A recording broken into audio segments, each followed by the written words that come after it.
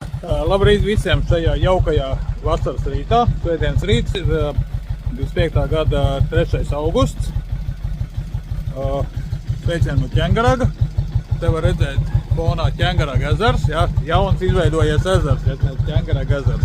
Dažreiz viņš, protams, izžūst tā kā Arāla jūra, bet nu, tagad viņš ir, jā, ir ar ūdens apgādi, tātad viss ir kārtībā, bet labi, pielietas. Te mocīts, jā, silst, viss ir sakrāmēts, īsāk sakot, gatavs startam uz metāla mūzikas festivālu Brutala Soul.